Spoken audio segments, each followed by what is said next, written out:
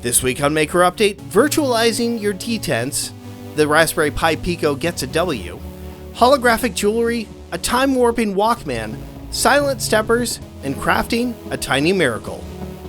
Hello and welcome back to Maker Update. I'm Tyler Weingartner, and I hope you're all doing great and staying inspired with cool projects. We've got a super fun show this week, and I can't wait to get into it. So let's check out the project of the week. You could be forgiven for thinking that this is a product demo for a smart thermostat. It isn't, but what it is a haptic input knob created by Scott Bez 1. This is an input device that uses motor torque to give positive physical feedback to the user. Coupled with a round screen, this is a simple user interface that can function for just about whatever you want to program it for. Whether you want to have a torqueless knob that can spin forever, or one with positive stops for distinct feedback. The motor behind all of this clever design is this brushless gimbal motor with this 6mm shaft down the middle. And here's where we get to the bad news. You can't actually buy this motor anymore. It seems like it was an overstock on AliExpress, and they're all sold out. The community around this project has been voraciously trying to find a good replacement. The way it works is that it uses torque to pull the motor towards one of the software-defined detents. The further you get from the detent, the stronger the torque, until you get halfway to the next detent, and then it pulls in that direction. He makes use of that opening in the center of the motor to run the wires for the round LCD. He's made a custom PCB for the base that houses an ESP32 microcontroller for wireless connectivity. There's also these cutouts around the base of the PCB. This will allow the PCB to flex just so slightly, and he can detect that flex using a couple of strain gauges. This allows the knob to be pressed like a button to confirm selections. And he's also generating haptic feedback for button presses by having the motor provide a slight kick. I'll admit, this one is pretty nerdy, but I've always had a huge interest in haptic feedback and its uses in DIY projects. And this one seems like a huge leap forward in creating user-programmable modal user interfaces. Scott has provided a Git repo where you can find the code, the design files, and the Gerber files for the PCBs. And you can join the discussion to find a suitable replacement for the feedback motor. Time for some news. If you missed it, last week Raspberry Pi announced the Pico W. This is the same RP2040 powered microcontroller you know and love, but now with an added Wi-Fi antenna providing wireless connectivity to your projects. This is using the Infineon CYW43439 wireless chip, giving your project's Wi-Fi connectivity over 2.4 GHz. This chip can also support Bluetooth and Bluetooth Low Energy, but at the moment these features are disabled, but they could be enabled in the future. The Pico W is just $6, and if you can find one, it's available for purchase both with and without pre-soldered headers. More projects. We've got another fantastic crafting tutorial from Studson Studio, and this time it's the Casita from Encanto. He doesn't waste any time getting into the clever techniques. The texture for the adobe walls is created using foam core with one of the sides torn off, and then texture is pressed into the bare foam using crumpled tinfoil. As always, this video is a king's ransom of tips for reusing materials to get just the right look.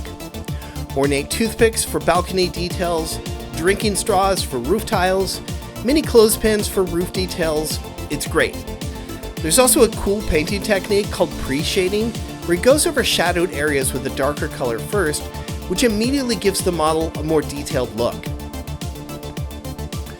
Over on Instructables, Penelope Bulnick has a guide for making these 3D printed holographic rainbow jewelry pieces. She's able to get this look by printing directly onto rainbow diffraction film. The result is that these pieces are not only in their original filament color, but also have a bright rainbow sheen to them when they catch the light just right. This looks like a ton of fun to experiment with.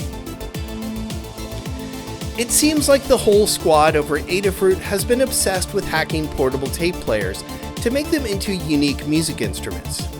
John Park has created what he calls the Walkmelotron. The original Mellotron is an electromechanical piano that plays back samples that are stored on magnetic tape. What the Walkmelotron is doing is carrying a single continuous sound on a short tape loop. When John plays the note, the feedback speed on the tape changes, which alters the pitch. To pull this off, he's using the QT Pi RP2040 to interpret MIDI signals coming from the keyboard, and then using a DAC board to turn the digital signals into analog voltage to manipulate the speed on the cassette deck. Since the boards are small, they don't add a ton of extra bulk to the tape player, and adding the boards and the wires to the outside of the player give this thing a unique cyberpunk kind of look.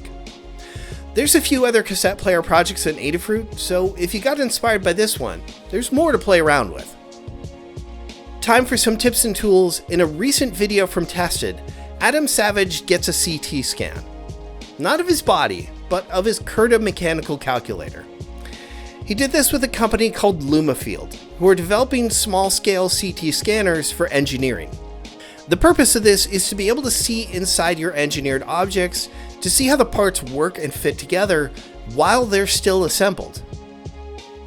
Not only is this tremendously useful from an analytical perspective, but seeing these rendered images of electronics and motors all fitting together like a sculpture are really quite beautiful. The machines, as you probably can imagine, aren't cheap, but the video links directly to the objects Adam brought to be scanned, so you can poke around with them yourself. If you've been buying 3D printers for a number of years now, you've probably noticed they've been getting noticeably quieter in the past few years. This is mostly due to the TMC2208 stepper driver. In this great explainer video by Michael Klements, he breaks down why older stepper motors are so loud and what makes the TMC drivers so much quieter. It mostly comes down to how the coil's energized to rotate the motor shaft. If they use square waves, the shaft turns more harshly and creates noisy vibrations. The TMC drivers use something closer to a sine wave to energize the coils, offering smoother and quieter motor movements. Speaking of motor drivers and haptic feedback, Adafruit now has a motor driver Breakout specifically for haptic feedback motors. This is more than just a simple motor driver because it has a number of ready-made haptic effects built right into it, from short buzzes to heavy clicks, transition ramps, smooth hums, and plenty more. This seems like a useful little board, whether you're looking to create a device with eyes-free user feedback or something more creative. There's a full demo walkthrough and libraries for both Arduino IDE and CircuitPython. And finally, Zack Freedman from Voidstar Labs has a new video about his Gridfinity tool organization system. Since open sourcing the project, people have gone a little crazy with their own designs. Zack showcases a handful of his favorites by organizing them into various tasks: soldering stations, battery holders, rotary tool organizers. There's even turning the Gridfinity system into a portable toolbox. If you enjoy the process of people riffing off of other people's ideas, this is a fun video and a cool community project to get involved with. For this week's Digi-Key Spotlight, Lady Ada is looking for great oscilloscopes for beginners in the latest video in the Great Search series. If you've ever considered adding a scope to your electronics bench and don't know where to begin, this video is where to begin.